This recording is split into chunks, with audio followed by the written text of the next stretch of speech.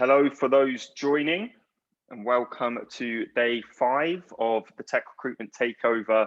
What do tech talent want in 2021? For those of you that have joined so far this week, you will know there is always a minute or two of awkwardness whilst Zoom lets everybody in. So I will be filling content for the next couple of minutes whilst everybody is able to join. And then once we've let Zoom do its thing, I'll do some quick housekeeping and just let everybody know on the structure for today, how to get involved in the Q&A. Obviously the Hacker Job Wine Club, as I know that's a nice reason why people join these things. And then we'll get the panelists to do a quick intro, and then we'll jump into today's topic, which, funnily enough, today's topic has come up in every single one of the events so far this week. Everybody's wanted to know what is going to happen with hiring post-coronavirus. So I'm super excited to share some of the data from the survey and our research, and also get the panelists' take on it, because I think it's going to be really interesting to see how companies react and what engineers want, maybe / demand in a sort of post-coronavirus world. So I'm really excited. We're running through till 1 p.m. And all of the sessions from this week have been recorded. So if you did miss any of the previous sessions, feel free to check them out. They should be all on YouTube already, I believe. And I believe our team will be sending out more emails with all of the content on. So whilst we let Zoom do its thing, I'm going to jump in and just do some quick housekeeping, and then we'll get the panelists to do a quick intro. So today we are talking about working life post COVID-19. I'll go through the panelists in a second. So just some quick admin. If you've got any questions for the panelists today, and please do ask questions. These sessions are a lot more fun when there's a live audience engagement. Please use the Q&A section. So there's 2 different sections you'll see. There's a chat section and there's a Q&A section. So please use the Q&A section. It just makes it a lot easier for us to manage the questions. And if you want to shout about this on LinkedIn or on any of the socials, feel free to use the hashtag TRT.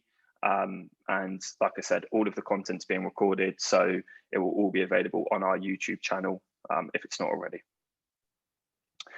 In terms of the research we've conducted, so just in case anybody hasn't joined any of the previous sessions this week, effectively we surveyed around 2,000 engineers across all disciplines, so software engineers, DevOps, data, QA, etc. And throughout this week, we shared our key findings. You should have received the report each day for that specific topic, and I believe the full report is being published next week, though it might not be, so blame me if that doesn't happen. Don't blame our marketing team. I haven't actually synced up on exactly what the go live date is for that.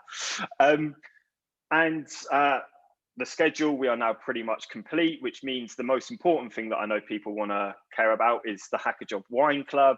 So this is something we launched about a year ago now when the UK went into lockdown, and we've done a couple of different sessions over the last year.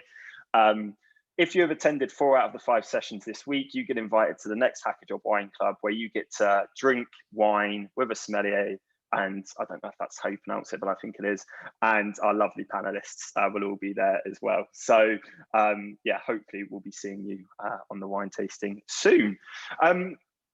And that is housekeeping. So let's get a quick introduction from our panelists, and then we'll jump into today's topic. So Sharon, let's start with you. Do you want to give a quick intro? Sure. Hi, everyone. I am a software engineer, and I was hired through HackerJob in July last year in the middle of COVID. So I have experienced the fully remote hiring process. I haven't even seen my office. I've seen photos of my office. I've met my whole team online.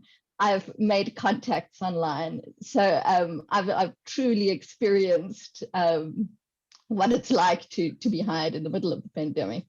But yeah, I'm really excited to be joining you today. Fantastic. Thank you so much, Sharon.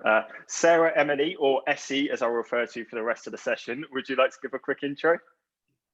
Sure. My name's Sarah Emily. I'm the pretty new Director of Talent for Amboss. I am also, well, I'm actually on my third fully remote experience. Currently, the plan is at some point I will join my colleagues in Berlin, but this is my third fully remote team and fully remote hiring experience as well. So I'm getting quite good at it now, actually. It's not bad. Funnily enough, actually, my first experience was pre-pandemic, if anyone can remember back that far. Because I was living in another country, and so I was hired fully remotely actually by Uber before joining them. But yeah, so this is now my first full-time role during the pandemic and my third remote hiring experience. So I fully subscribe to the fact that it can be done, is the bottom line on that one. Amazing, amazing. Daniel, we'll come to you next. And I must say the Hacker Job t-shirt is looking great on you with your incredible plant background. But yeah, Daniel, would you like to give a quick intro? Sure, very on brand, you see. So, so I'm Daniel. I'm a front-end engineer currently at iTech Media. I, like Sarah, have had a couple of remote joinings and remote teams during the pandemic, and I've always been a proponent of remote. Just this isn't how I envisioned it would happen. So I'm keen to discuss what we see and share my experience. Fantastic. And last but by no means least, a Hacker Job veteran, our first ever customer pretty much, Mr. Luke Coleman. Do you want to give a quick intro? Yeah, hi, I'm Luke. I head up recruitment at Multiverse. We're an ed tech company providing an alternative to university through apprenticeships. I've been in talent for about 11 years now and met Mark scaling up Argos Tech. This is the first forced remote role I've been in. So maybe I can give it a different perspective of how organizations are shaping the way they see the future of work. Fantastic, awesome. So let's get into it, team. So the first insight that I wanted to share with the audience and get everybody's take on was one question I have been asked a lot by our client base over the last six to 9 months is, how has the pandemic impacted engineers' perception of changing roles? And so naturally we thought, well, let's include that in a survey and see what people say. And I don't think it's completely surprising, but actually it was split pretty much down the middle exactly. It was something like 49.6% of engineers said they were more likely to look for a role because of COVID, and 50.4% said they were less likely to look for a new role because of COVID. So I think we'll start with the internal recruiter perspective on this. And then I think, given that Daniel and Sharon have both been hired remotely, it'll be interesting to get your take on the candidate experience. But Essie, if we start with you, what have you seen over the last year in terms of candidates' willingness to change roles in the middle of a pandemic?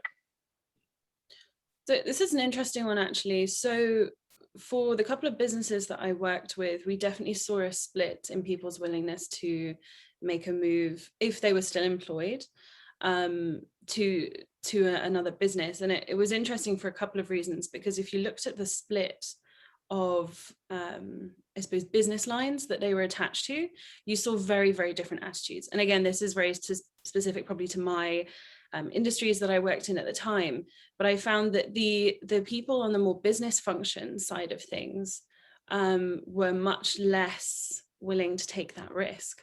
Whereas in the tech sector, we actually saw a reduction in time to hire, a pretty significant one of about 12 days on average.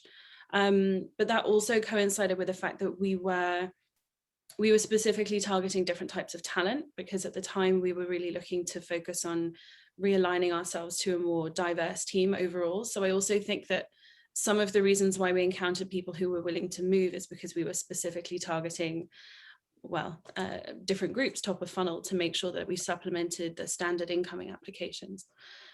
So genuinely a split, which very much corresponds, I suppose, to your data. But I thought it was interesting because the business lines seem to have a really big effect on whether or not people would be willing to move. So like I say, the core business functions, much less so, whereas engineering I found were very forthcoming, and the data really supported that. But again, very specific to our industry, but what I've seen definitely supports your findings. Yeah, and I think it's really interesting as well. Obviously, we only see it in the tech vertical, so we never really get that perspective. on the more of the business functions. And there was certainly a point right at the start of the pandemic where a lot of hiring did get paused, but for those companies that were hiring, suddenly there were a lot less companies hiring, and we just saw offer acceptance rates shoot up. And it's probably a 4 or 6 week period where some companies really managed to benefit from sort of the uncertainty in the market. What about you, Luke? Multiverse has been scaling quite significantly over the last 12 months. Congrats on a very big fundraise announced recently. What have you seen from the candidate pool over the last sort of 12 months? Yeah, I think it's been surprising how many people we've managed to hire. I think we've grown by 120 over since COVID. And I think at the start, everyone was like, oh my God, what's going to happen? All hiring is going to freeze. And I think everyone pivoted really quickly to make hiring possible. I was quite surprised on the 50-50 split. I thought it'd be a little bit higher of people looking for new roles. I think what I've noticed is individuals really assessing what's important to them as individuals and their circumstances, and then trying to adapt a potential new role to that. And I get the security aspect to it, but I think that I'd guess maybe that 50% of people looking for new roles might increase in the future. I also think it depends on how organizations have adapted to the way they've acted on COVID. So some organizations maybe have had a really positive effect to their workforce, and it might have changed the way that individuals thought about their organizations. Some might have had more of a negative experience, and therefore have increased their likelihood of looking for a role. Yeah, absolutely. I think the Airbnb open letter was probably the most famous one at the start of the pandemic, of at least an organization getting praised for handling difficult conversations in a really great way. But I think also we saw some companies go with this rush back to the office approach last summer in the UK, which I think potentially gave an insight into what it maybe look like at that company in the future. And like you said, Luke, if that flexibility isn't there, maybe that's a driver to be looking for a new position.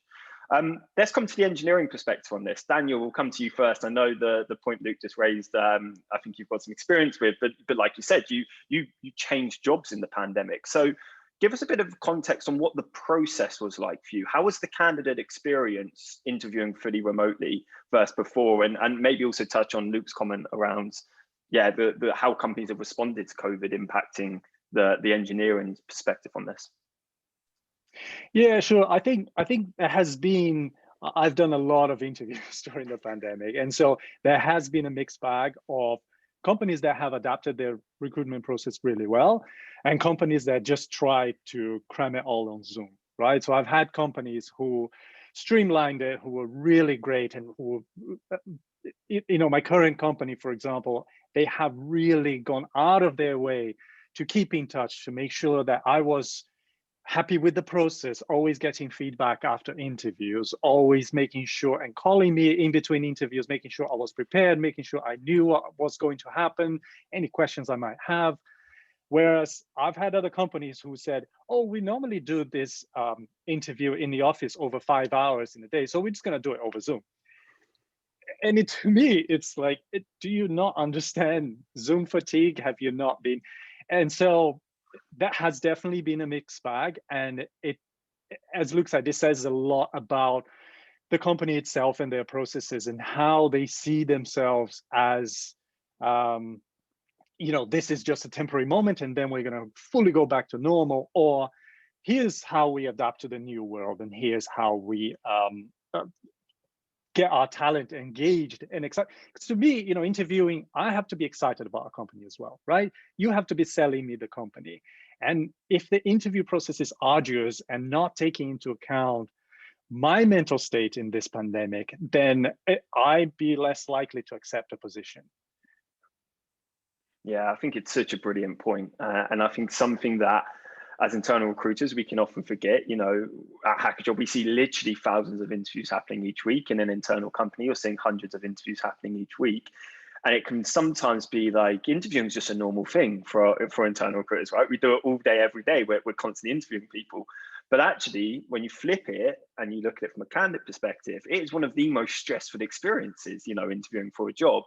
And really what we've got to do is set up engineers to be successful in the interview process, right? And help them as much as we can. And I think to your point, Daniel, it really reflects on the organization's culture. And when, even if you are successful in that interview process, how likely you are to end up accepting their offer come the end of it. What about you, Sharon? You mentioned, last summer, towards the start of the pandemic now it feels like, which is a bit of a crazy thing to say, you changed roles. What was that process like for you? Well, I actually have a very interesting history because I came from South Africa. So I arrived in the UK in December 2019, and I had a job offer with me. I was going to start, and then the pandemic hit and it was taken off the table before the contract was signed. So I was in a new country without any network whatsoever.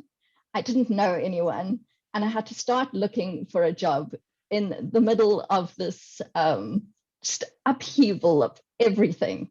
And so I didn't come from a place where I was changing jobs. I had to find a job in the middle of this. I didn't really have a choice. And it was really, really interesting, from going to interviews face to face to having to do everything completely remotely. I was really, really lucky. I landed up with an amazing company, dunnhumby, and they have just been so adaptive to the whole COVID environment, and they've made so many changes to just help their staff. And I was really lucky to find a company that I'm really, really happy with. I think I'd be more likely to change jobs or to look for a new job if I wasn't happy. But also, coming from not having a job, the stability for me is really, really important at the moment. I know that the company I am with is still hiring. So I know that they are stable, that my job is stable. And as I say, I'm challenged and I love the people I work with. And so at this point, the stability means more to me. And I'd be happiest just staying where I am.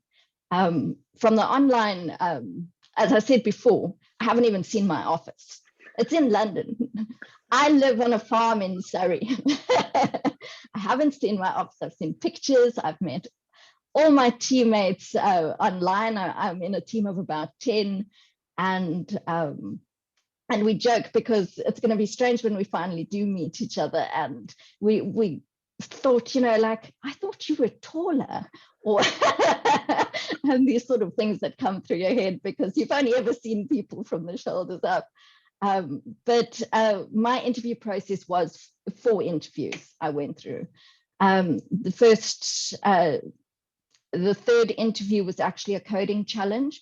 And I found it brilliant that I didn't actually have to be there and do it, because the pressure of going somewhere and sitting in the strange environment with the strange technology, computer setup, and trying to produce your best work to prove that you actually know these things. I mean, it was actually such a pleasure to be able to do it on my own computer in my own time. I could dedicate 2 hours, and I could, when I handed something in at the end of that time, I was proud of what I did because I got to relax in my own environment. So I really, really liked that part of it. It was really convenient to have online interviews because we could schedule them anytime. I didn't have to actually travel somewhere. And it sounds strange because you probably all know London really, really well, but I've barely been to London. So the added stress of having to try and find the company that I'm interviewing with on public transport, which I'm not used to taking, it was a great relief for me, and it took a lot of pressure off to be able to have those interviews really, really easily and schedule them so that they fit in really, really well around everything. I do miss that I couldn't shake somebody's hand though.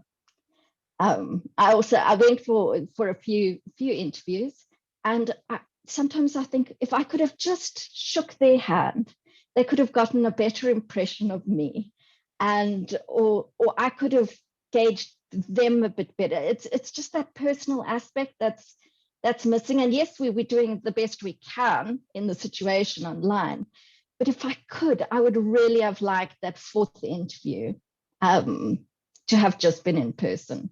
So I'm looking for, if anything, I would say definitely there are advantages to having things online and all the interviews online, but just to have that one instance where you can meet the people, see the company, gauge their culture without having to specifically, like you had to specifically think of questions so that you could try and understand the culture of the company that you're interviewing with, just through Q&A. And it would be a little bit easier if you could actually walk into the building and get a sense of how everything's set up, how the teams are actually situated around each other. Do the people look happy at their desks? So there's pros and cons to both. Yeah, no, absolutely. And the point about meeting people in person resonates so much, because so much of what you get from a meeting isn't what happens in the meeting. It's like the 5 or 10 minutes before, where you're just that small talk, or the 5-10 minutes afterwards where you're walking to a lift or back from a lift or whatever it might be. You can just get a bit more of a sense of an environment and kind of build that rapport. And remote interviewing has been something that's been really interesting for a long time for us. You know, there was, I won't name who, but a company we worked with at the start of the pandemic, and their hiring managers just went, well, we can't hire people remotely, so we're just going to pause all hiring until this is over, and then, you know, we'll bring people back in site. And I think after about month 3, they realized maybe we need to figure out a solution here. And I'm really keen to get the company perspective on this. And Luke, I'll come to you first. I remember when you were scaling up Argos's team, you would, you know, happily interview candidates remotely if they're in a different country, you know, for the first part of the process, or maybe the main technical part, and then look at kind of bringing them on site right at the end. And to me, I think there's so many advantages in terms of doing a lot of the process remotely around setting up the candidate for success. I think, like Sharon just talked about, you know, using your own computer, the setup that you're most comfortable with, etc. What's your take on this, Luke? Are businesses going to rush back to doing all of the interview process on site again and kind of the way it was? Or do you think actually the remote interview process may stay, even if the organization doesn't stay fully remote? Yeah, I suppose it depends on the individual who you're interviewing. So I think in the next data point where it touches on people who want to be fully remote, then you're going to need to adapt as an organization of how you want to interview them. The thing now is we've tested, does remote interviewing work? Yes, it does. So therefore we can do it and be successful at it. But I think you need to take into consideration the experience that both the candidate wants and also what the interviewers want as well. And understanding at the start of, we have different options. We have a remote option, or we have a face-to-face option, or we can have a hybrid, and adapt into the candidate's circumstances. And for us as an organization, it's getting the best people and providing the best experience, so that if that needs to be remote, we can make that happen. If that needs to be a hybrid, we can make that happen. But I don't think, well, personally, I don't think a one size fits all is going to work now for us anyway. Yeah, super interesting. I think that phrase one size fits all might be gone completely, right? And actually come back to candidate experience, placing the candidate at the heart of the process, and having one that works for them and sets them up for success, you know, surely is a better way to do things. What about you, Essie? What do you think on kind of the interview process moving forward? Is it likely to stay fully remote, hybrid setup? What's kind of your take on this? I wholeheartedly agree with Luke that the concept of one size fits all may have applied or was forced upon the workforce, but certainly doesn't any longer. I think so for us, there is always wherever possible, of course, but I think there is always a space for this final interview to be an opportunity to meet with people, maybe grab lunch with your team. I think especially if you're going into a leadership position, You know, I've always asked to meet at least members of my team before starting. And so I had about 9 Zooms before joining this most recent venture to meet everybody, because everyone was also in different places. So so I do think there is a place for an in-person meeting of sorts, but I don't think it can be a truly prescribed piece of your process. There's also other pieces that opening yourself up to either a fully remote or an almost entirely remote process is that it's also more inclusive. You know, we discussed yesterday that it also offers opportunity for different socioeconomic groups to apply and follow through the whole process, that perhaps if it was, you know, 4 in-person stages, that wouldn't be an option for them, or it would be much more difficult for them. So the right answer is, as so many of these things, somewhere in the middle. And certainly for us, we will maintain, I believe, again, depending on role, depending on seniority, etc., that we will retain mostly a remote process. It also depends on where we're hiring for us. So we have 3 main offices with Amboss, but we hire pretty much everywhere. We're hiring in a lot of markets where we don't currently have an office. And so there is an opportunity there to make sure that you're having people buy into the team by bringing them perhaps to HQ and watching us work, right? And so, okay, so this is what we're looking to recreate in your market, for example, but it doesn't currently exist. But likewise, I was hired fully remotely. I haven't been there. Obviously we couldn't, because I was hired during a pandemic and there was a travel ban and all the rest of it. But, you know, I will hire somebody remotely for my team shortly. So there is always a space for it. And I think you have to adapt to partly common sense, as much as people hate that. But truthfully, if it's a very senior position and you've got something like 12 plus reports, you're probably going to want to meet them, and it does make sense wherever possible for that to happen. But then the other part of this is what works for your candidate, what works for your line of business. Does it make sense, if it's not necessary for all involved, to bring somebody into the office and delay your process? Probably not. So I think, yeah, the answer is somewhere in the middle. As much as I don't like giving answers like that, I think truthfully that is the case. Well, I think a lot of what we're discussing today is somewhere in the middle, right? I think that is the reality of it. I think there are always extremes, and there will be some companies and some engineers that want to stay on those extremes. But I think if you're trying to do things at scale, you know, probably somewhere in between makes sense. And I think the inclusivity point is so powerful here. You know, in multiple respects, I think we're seeing more companies be flexible from a location perspective, which just means you can increase the top of the funnel attraction, you know, and hire more underrepresented groups. But feels like years ago now we were used to do this, but we would at HackerJob always cover any of our engineers on the systems travel for interviews, whether it be a train ticket or a plane ticket or whatever it be, because, you know, we feel like everyone should have that opportunity, and actually just remove that cost, you know, of that from a candidate, I think is incredibly powerful. We're going to move on to the second insight, and it's obvious question that everybody wants to know, and I think probably the findings kind of align with what is being reported more widely, I think. But we obviously asked engineers, you know, what is the location setup you want post-pandemic? You know, when COVID is a thing of the past, or you know, it's long gone in the back mirror. What is the setup you're looking for? And the outcome was 14%, 1/4, want to go back to the office full time. So a tiny fraction of engineers want to go back to the office full time.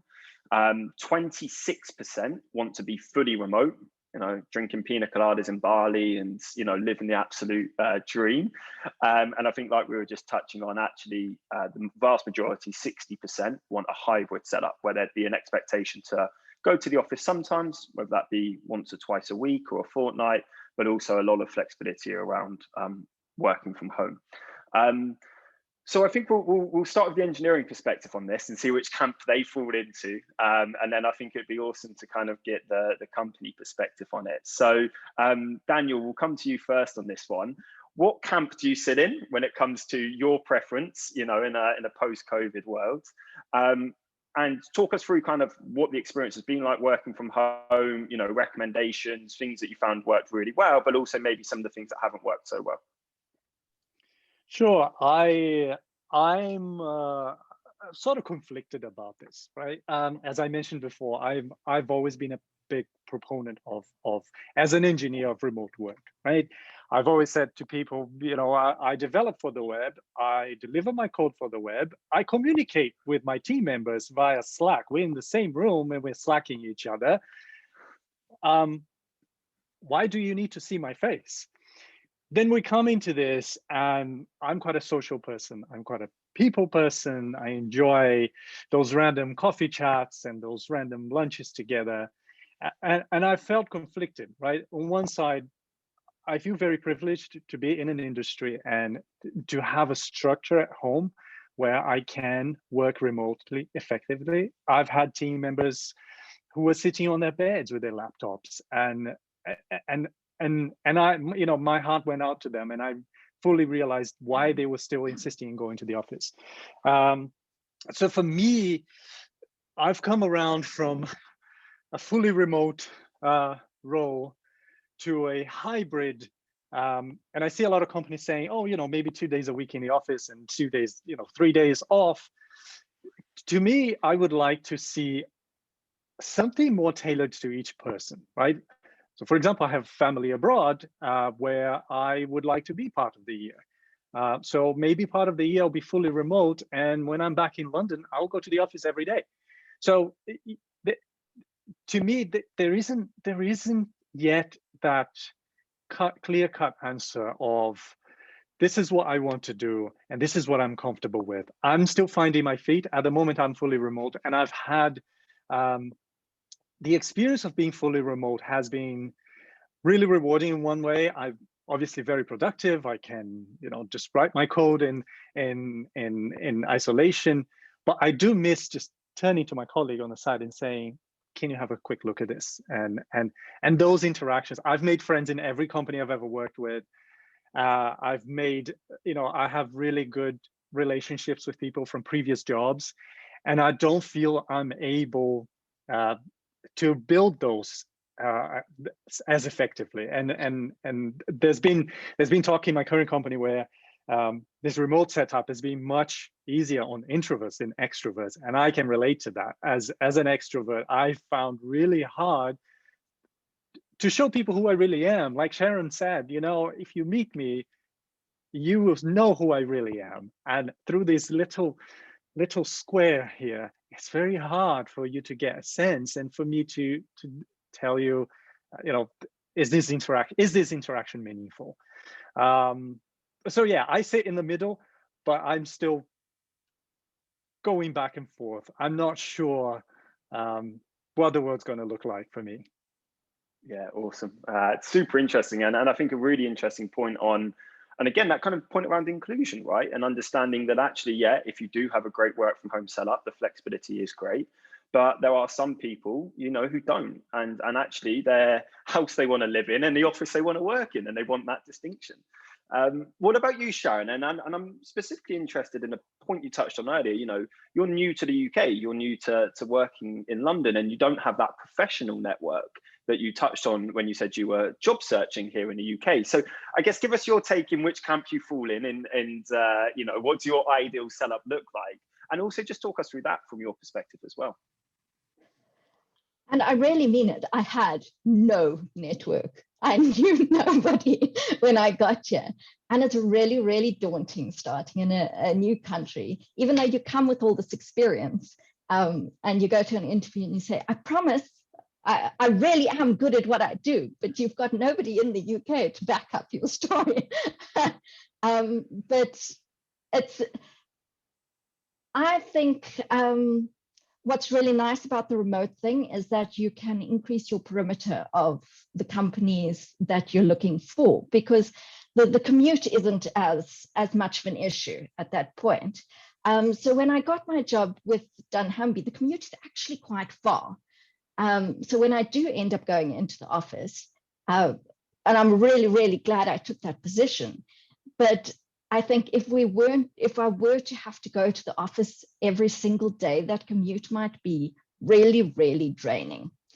And so I'm definitely in the hybrid space where I want to go and meet my colleagues. I want to go and grow my network. I know my team really, really well because I speak to them every day. But what about that person in the other team that I could really ask for help on X. And it's now awkward to now approach that online because you've never even seen them. They've never spoken to you. They've never gotten an impression about you or your abilities. And normally you would have passed them on the grabbing coffee in the kitchenette and joined in a conversation about something random or something that happened on the weekend or some news article, and just gotten some sort of connection with people. And I think it's really, really difficult to get those connections. I also find that it's difficult to find things that are in common with other people that you can just chat with, because people don't volunteer that information as easily online. And so I am really looking forward to actually meeting people and to just getting that network going. But I work really, really well when I hyper-focus at home as well. So ideally, we work in project increments of 6 weeks.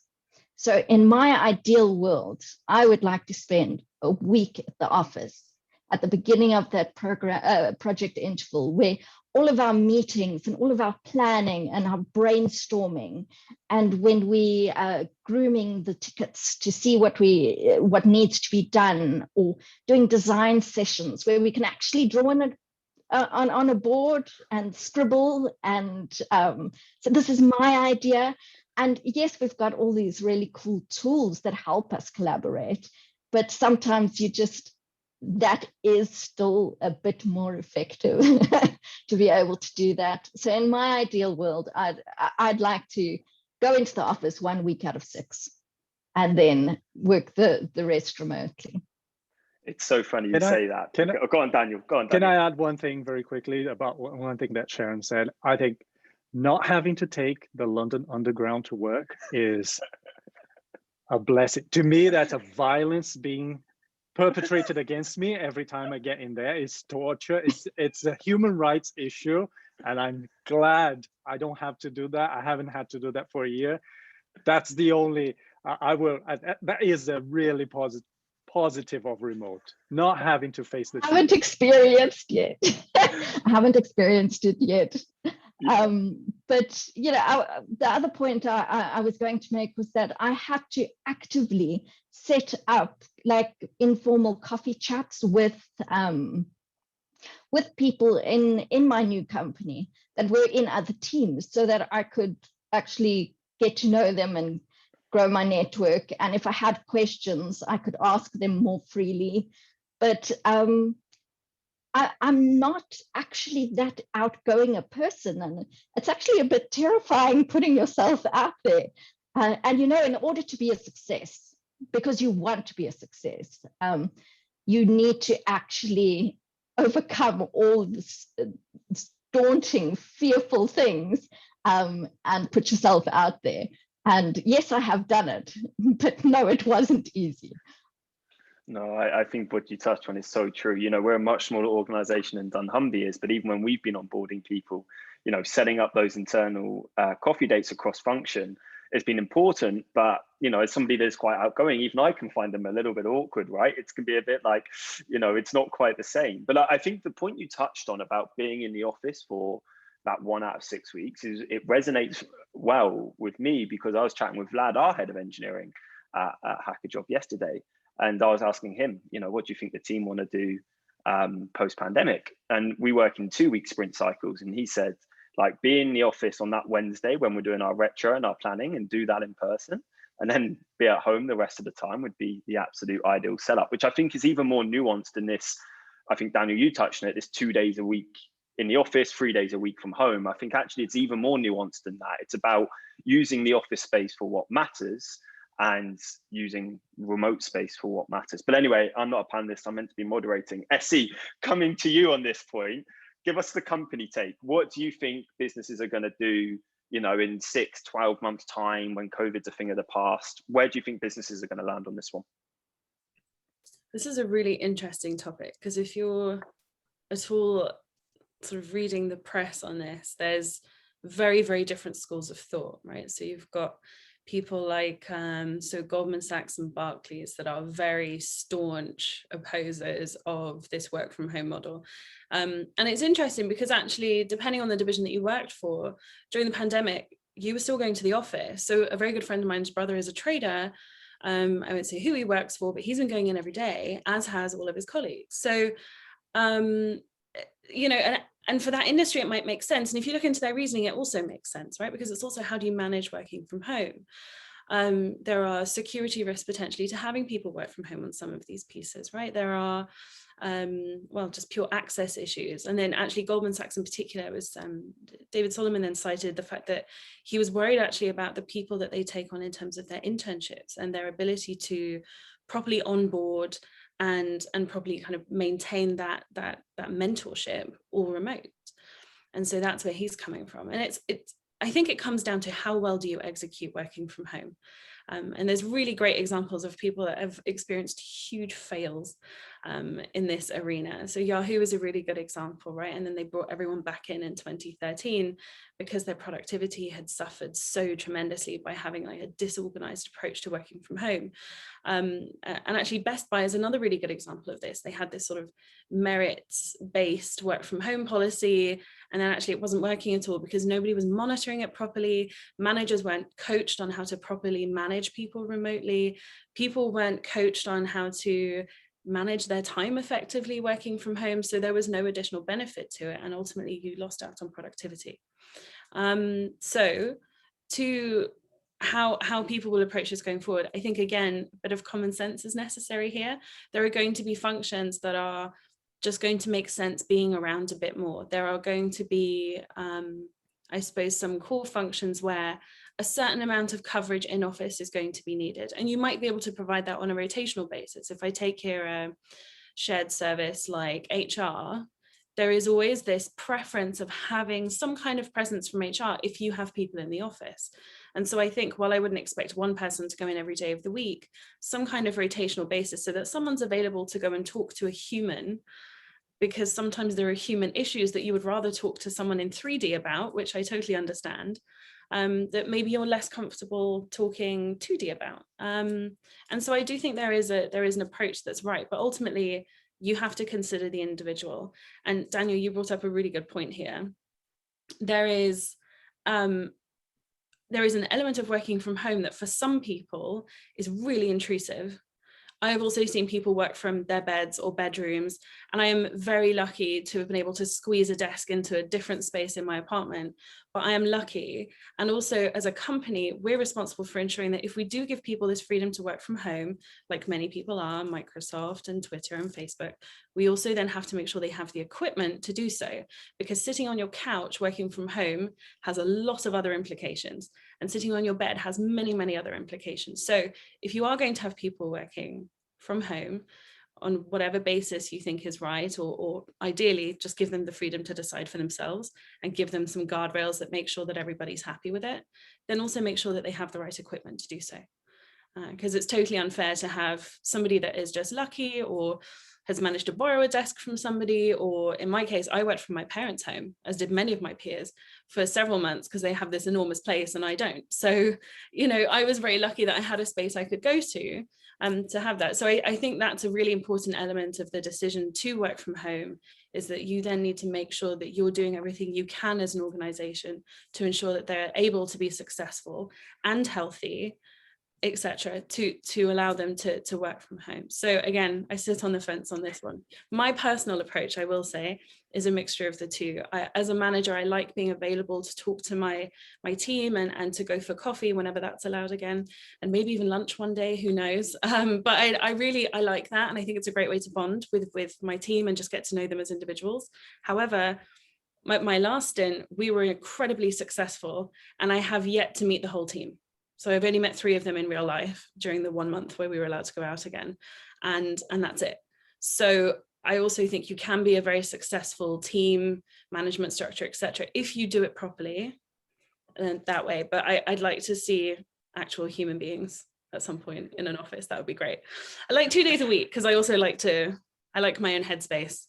Obviously, I don't do what Daniel and Sharon do, but it's also nice for us to have our own kind of focus and downtime to focus on some of the bits that we're working on. So the answer is somewhere in the middle, once again. Yeah, like I said, I think a recurring theme for this topic is that, right? And I think the well-being point especially is interesting. I think, you know, as a manager in our company, one challenge has been, if you're in the office, you can kind of see if anyone's struggling or putting in a ridiculously late shift or whatever it is. And I think there's been this, in the pandemic, there's been very little to do other than work. And some people have really enjoyed that in our business because, like, yeah, great, I've got something to do. But it also means I can see some of our team on at 8, 9, 10 o'clock at night. And it's like, what are you doing? Get offline, right? And it's quite hard to manage that remotely because, you know, yeah, you might see them on Slack, but they could be doing that and not be on Slack. And I think that well-being piece of the remote is super important. Luke, coming to you on this one, I guess it'd be great to hear kind of, I guess, your personal take, how Multiverse are thinking about it, and I guess some of the benefits, but maybe some of the challenges of maybe what a hybrid setup might look like as well. Yeah, we had a session this morning with the software engineers around, we were saying we could be remote, but you'd have to have some touch points with the office. So that hybrid model, and it's interesting. I think companies need to define what hybrid means, because I've somehow ended up in Cornwall, and hybrid to me, if that means 1 day a week in the office, that's completely different to 1 day a month in the office, right? In terms of that travel and what's possible for myself. So I think as an organization, we need to define what the hybrid and the different touch points are needed, so we can be honest with the candidates in terms of that setup, and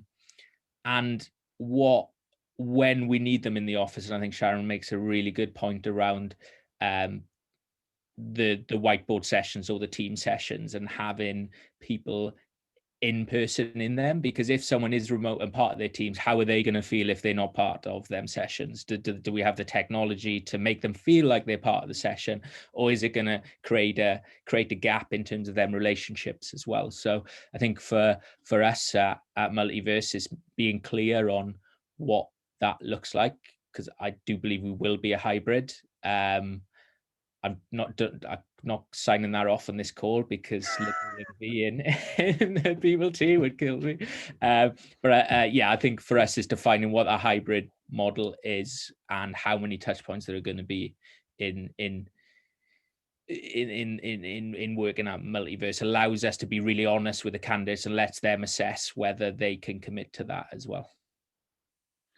Yeah, and I think, you know, I'd be interested to get your thoughts on this, because we've seen this big trend over the last 12 months of this hybrid setup. So, you know, I think it's now around about 1 in 4 jobs on our platform at the moment are saying they'll hire anywhere in the United Kingdom. And I think if you're saying you'll hire anywhere in the United Kingdom, the expectation needs to be maybe 1 or 2 days a month, right? Not 1 or 2 days a week, because, you know, if you've suddenly got half your team up in Dundee and HQ is Nottingham, let's say, that's quite some commute to do once or twice a week. So I guess if you're being selfish, Luke, from a talent acquisition perspective, and it's your decision to bring the best talent into the business, what would hybrid look like for you if you had blank piece of paper and you could design it, purely being selfish from a talent acquisition strategy perspective? What would the ideal arrangement look like for you and your team? Good question. I think remote helps with pace. But I need to find the best possible people for our organization, right? And the different teams are going to have different needs, and therefore they're going to have different.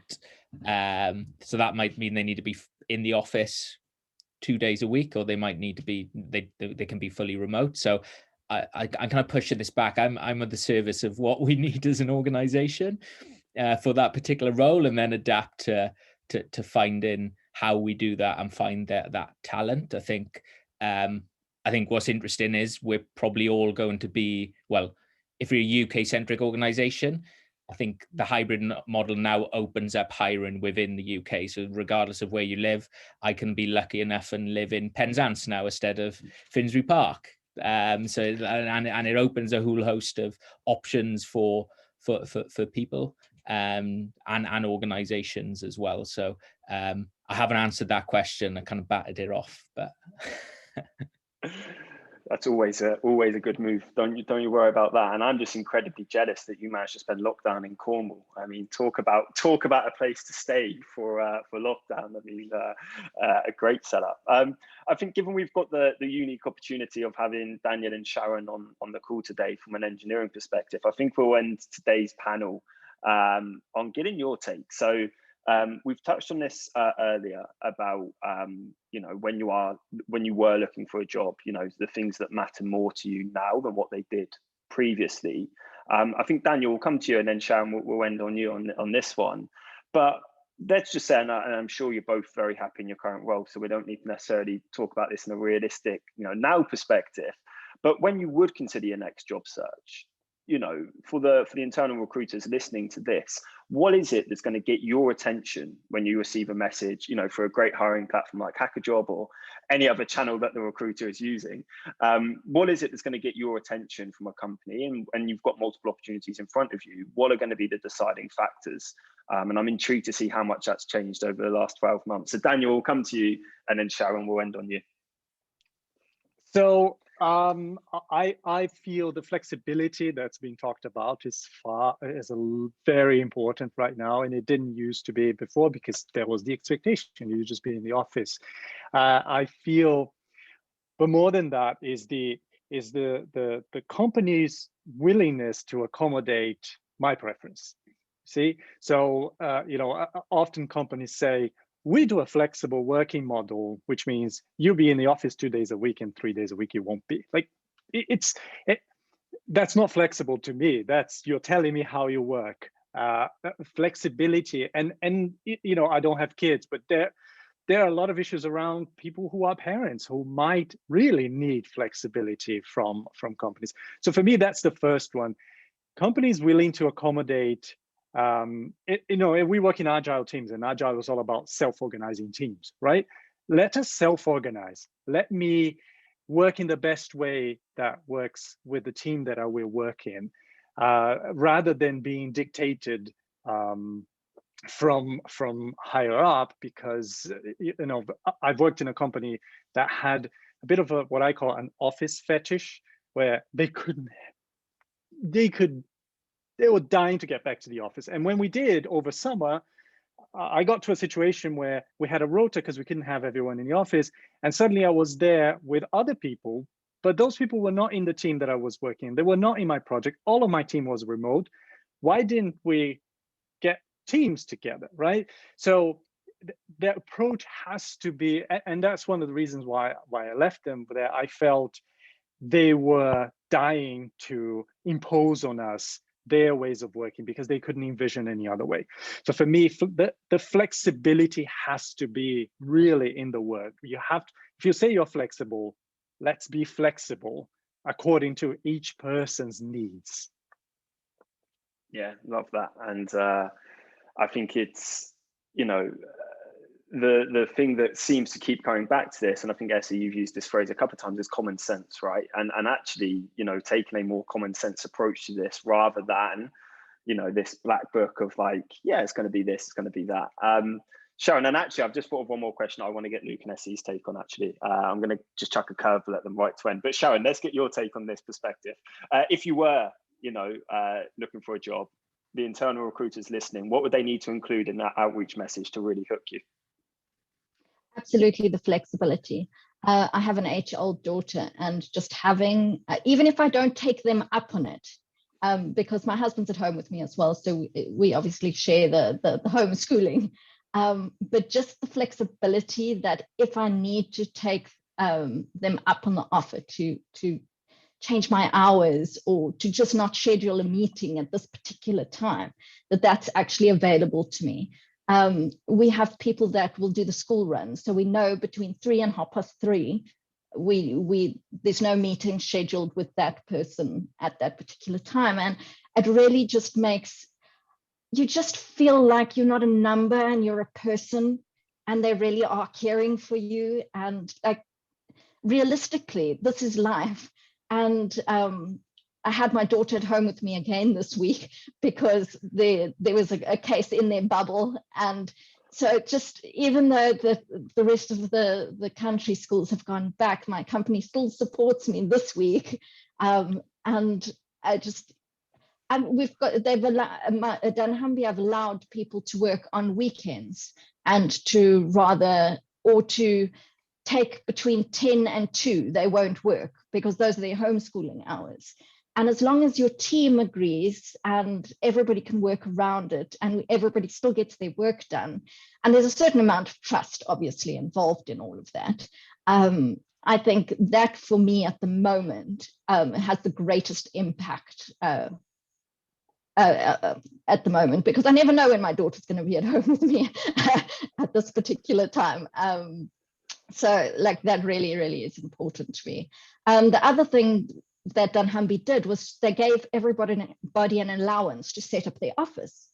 So at the beginning of the pandemic, and I didn't know this when I joined, but they gave everybody a stipend that they could take and set up their office. They could buy a desk, they could buy a second screen, they could buy a footrest, whatever they needed to make their home office a little bit easier to work in. And that really, really was amazing to have. So I want to feel supported. I want to know that they've invested in technology that allows for collaboration. That they've said, okay, well, they're using X because everybody can now work in it together and it allows you to accomplish this. I want to know that they actually care and they've actually thought about it and they're actually adapting as they go along. Because obviously we've never come across an environment in a situation like this. So if I want to know that they're learning and they're adapting and that they really care for me as a person.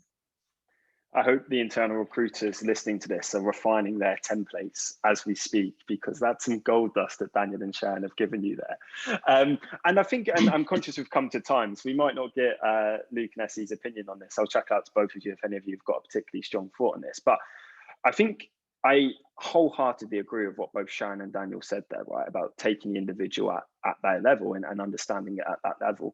I think the hybrid setup, though, causes the biggest issue for companies from a logistics perspective, and maybe not from a talent perspective, but certainly what I'm thinking about currently is we're 50 people. Do we need an office for 50 people, or do we need an office for 10 people? Because actually we're going to have this some days of the week, one team will be in, some days of the week, other teams won't be in. Actually, my belief is I really want days of the week where multiple teams can be in, so you've got that cross-team collaboration. I think is so powerful. So I don't know, Essie and Luke, if either of you have got a take on this, but the actual logistics of making hybrid work, I feel is going to be challenging, not obviously impossible, but challenging for businesses.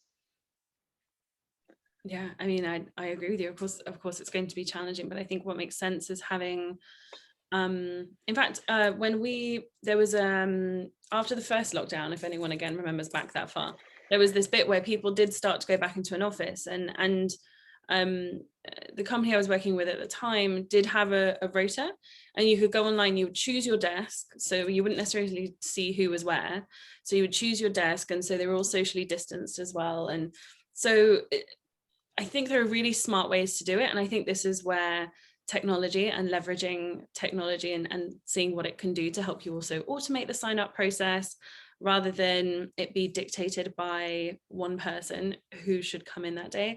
I quite like that approach because it gives you this exposure to teams that you wouldn't necessarily, or people that you wouldn't necessarily have exposure to. That doesn't always mean, as Daniel earlier mentioned, that there'll be maybe the most ideal selection of people for you to be as productive as possible. But I do think kind of from a social element or a bonding element or whatever you want to put on top of that, it's a really beneficial way of making sure there is, I suppose, enough capacity for the people that day, because you have a max capacity, and once we're done, we're done. And there's a lot of companies that are doing this, right? So there's a couple of banks actually that have said they are going to reduce the amount of office space. I think HSBC said something like 40%. So the right way for us, certainly going forward at Amboss, is going to be a selection. There is going to be a rotational basis, but it also is voluntary. So yeah, super interesting. Luke, anything to add from your side before we wrap up? No, yeah, there's just lots and lots to think about for organizations, and like, do they, like, space is one of them. Do they downgrade? Do they upgrade? Do they stay where they are without even getting into salaries? Does that change if we go fully? Like there's loads that need to be considered. You can't just flick a switch and be like, we're going remote or we're going hybrid. Yeah, no, absolutely agree. The salary point is another very, very interesting discussion point as well. But given that we have hit 1 o'clock, we will wrap up here. So a huge thank you to our panelists, and a big thank you to all of you that have joined today and joined throughout the week. As I said, our team will be in touch with all follow-up materials, so feel free to share that far and wide. And I hope everybody has a lovely Friday afternoon and a fantastic weekend. Thank you so much for tuning in. Thank you. Bye. Thank you so much.